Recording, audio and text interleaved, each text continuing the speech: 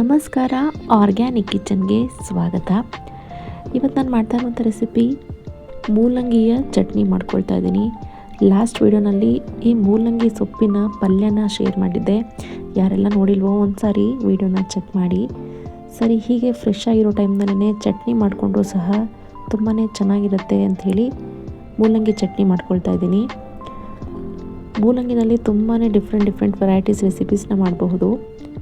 ಅದರಲ್ಲಿ ಚಟ್ನಿ ಕೂಡ ಒಂದು. ಈ ರೀತಿ ನಾನು ಅದರ ಸಿಪ್ಪೆಯನ್ನು ಪೀಲ್ ಮಾಡಿ ಸಣ್ಣದಾಗಿ ಕಟ್ ಮಾಡಿಕೊಂಡು ಒಂದು ಪ್ಯಾನ್ನಲ್ಲಿ 2-3 ಸ್ಪೂನ್ ಎಣ್ಣೆ ಹಾಕ್ಕೊಂಡು ಮೊದಲಿಗೆ ಈ ಮೂಲಂಗಿನ ಚೆನ್ನಾಗಿ ಬಾಡಿಸ್ಕೊಳ್ಬೇಕು. ಮೂಲಂಗಿ ಹಸಿ ವಾಸನೆ ಸ್ವಲ್ಪನೂ ಕೂಡ ಇರಬಾರ್ದು, ಹಾಗೆ ಇದನ್ನು ಫ್ರೈ ಮಾಡ್ಕೊಳ್ಬೇಕು. ಒಂದು 5 ನಿಮಿಷನಾದರೂ ಮಾಡ್ಕೊಳ್ಳೋಣ. ಮೂಲಂಗಿನ ಬಳಸಿ ಚಟ್ನಿ ಮಾಡಬಹುದು, ಬೇಳೆ ಸಾರು, ಹುಳಿ ಆಗಿರಬಹುದು, ಅಥವಾ ರೊಟ್ಟಿ ಮಾಡಬಹುದು, ಮೂಲಂಗಿ ದೋಸೆ ಮಾಡಬಹುದು, ಜಜ್ಜಿ ಮೂಲಂಗಿ ಮಾಡಬಹುದು. ತುಂಬಾ ರೆಸಿಪೀಸ್ ಮೂಲಂಗಿನ ಬಳಸಿ ಮಾಡ್ಕೊಳ್ಬಹುದು. ಅದರಲ್ಲಿ ಚಟ್ನಿ ಕೂಡ ಒಂದು. ಇದು ಕೂಡ ಡಿಫ್ರೆಂಟಾಗಿ ಚೆನ್ನಾಗಿರುತ್ತೆ. ಮೂಲಂಗಿ ಸಹ ಚೆನ್ನಾಗಿ ಫ್ರೈ ಆಗಿದೆ. ಇವಾಗ ಅದೇ ಪ್ಯಾನ್ನಲ್ಲಿ 1 ಸ್ಪೂನ್ ಎಕ್ಸ್ಟ್ರಾ ಎಣ್ಣೆ ಹಾಕ್ಕೊಂಡು ಅದಕ್ಕೆ 1 ಸ್ಪೂನ್ ಕಡಲೆಬೇಳೆ, 1 ಸ್ಪೂನ್ ಉದ್ದಿನಬೇಳೆ, ಖಾರಕ್ಕೆ ಒಣಮೆಣಸಿನ್ಕಾಯಿ ಟೇಸ್ಟ್ ಕೊಡುತ್ತೆ, ಹಸಿಮೆಣಸಿನ್ಕಾಯಿ ಬೇಡ. ಒಂದು 4-5 ಹಾಕ್ಕೊಂಡು ಇದನ್ನು ಚೆನ್ನಾಗಿ ಗೋಲ್ಡನ್ ಬ್ರೌನ್ ಬರೋವರೆಗೆ ಕಡಲೆಬೇಳೆ ಉದ್ದಿನಬೇಳೆನ ಫ್ರೈ ಮಾಡ್ಕೊಳ್ಬೇಕು. ಇದ್ರ ಜೊತೆನೇ ಒಂದು 4-5 ಎಸ್ಲಾಗುವಷ್ಟು ಬೆಳ್ಳುಳ್ಳಿನ ಹಾಕ್ಕೊಳ್ತೀನಿ. ಇದೆಲ್ಲ ಹುರಿದು ಮಾಡ್ಕೊಳ್ಳೋದ್ರಿಂದನೇ ಟೇಸ್ಟ್ ಚೆನ್ನಾಗಿರುತ್ತೆ. ಇದಾದಮೇಲೆ ಸ್ವಲ್ಪ ಒಂದು ಅರ್ಧ ಇಂಚಾಗುವಷ್ಟು ಶುಂಠಿನ ಹಾಕ್ಕೊಳ್ಬೇಕು.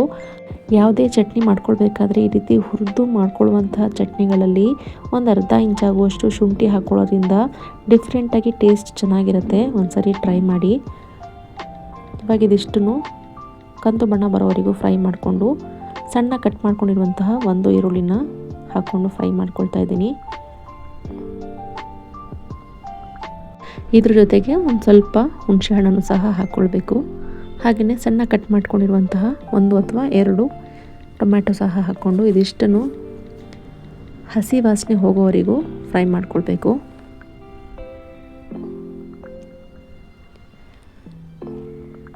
ಈ ಮೂಲಂಗಿ ಚಟ್ನಿಯಲ್ಲಿ ಸ್ವಲ್ಪ ಕಾಯಿ ತುರಿ ಹಾಕ್ಕೊಂಡ್ರೂ ಸಹ ಚೆನ್ನಾಗಿರುತ್ತೆ. ಸ್ವಲ್ಪ ಜಾಸ್ತಿನೇ ಆಗಬೇಕು ಚಟ್ನಿ ಅಂತ ಹೇಳೋರು ಕಾಯಿ ತುರಿನ ಆ್ಯಡ್ ಮಾಡ್ಕೊಳ್ಬಹುದು. ಒಂದರಲ್ಲಿ ಕಾಯಿ ತುರಿನ ಸಹ ಹಾಕಿ ಒಂದ್ಸರಿ ಬಿಸಿ ಮಾಡ್ಕೊಳ್ಬೇಕು.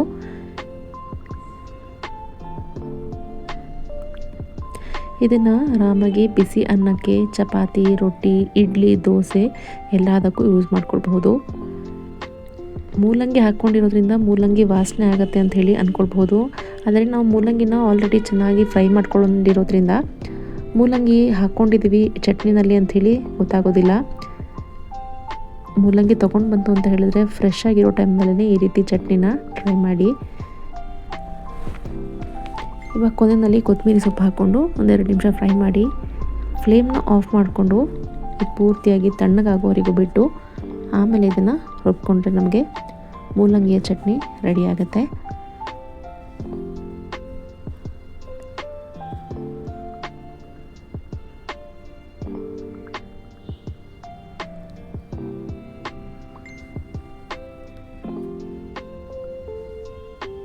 ಪೂರ್ತಿ ನುಣ್ಣಗೆ ಇದನ್ನು ರುಬ್ಕೊಳ್ಳೋಣ.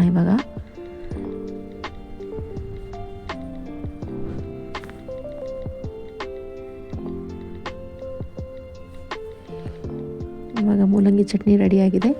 ಇವಾಗ ಮೂಲಂಗಿ ಚಟ್ನಿಗೆ ಒಗ್ಗರಣೆ ಮಾಡ್ಕೊಳ್ಳೋಣ.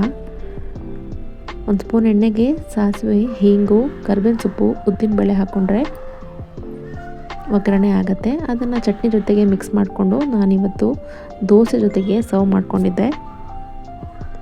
ನಮ್ಗೆ ಯಾವುದಕ್ಕೆ ಬೇಕೋ ಅದಕ್ಕೆಲ್ಲ ಸರ್ವ್ ಮಾಡ್ಕೊಳ್ಬೋದು, ಚೆನ್ನಾಗಿರುತ್ತೆ. ಒಂದು ಸಾರಿ ಮಿಸ್ ಮಾಡಿದೆ ರೆಸಿಪಿನ ಟ್ರೈ ಮಾಡಿ ಹೇಗಾಯಿತು ಅಂಥೇಳಿ ಕಾಮೆಂಟ್ ಮಾಡಿ. ನನ್ನ ಈ ಚಾನಲ್ನ ಯಾರೆಲ್ಲ ಇದುವರೆಗೂ ಸಬ್ಸ್ಕ್ರೈಬ್ ಮಾಡ್ಕೊಂಡಿಲ್ವೋ ಪ್ಲೀಸ್ ಸಬ್ಸ್ಕ್ರೈಬ್ ಮಾಡ್ಕೊಳ್ಳಿ. ಈ ವಿಡಿಯೋಸ್ನ ನಿಮ್ಮ ಫ್ರೆಂಡ್ಸ್ ಆ್ಯಂಡ್ ಫ್ಯಾಮಿಲೀಸ್ಗೂ ಕೂಡ ಶೇರ್ ಮಾಡಿ. ವಿಡಿಯೋಗೆ ಲೈಕ್ ಹಾಗೂ ಕಮೆಂಟ್ ಮಾಡೋದನ್ನು ಮರಿಬೇಡಿ. Thank you.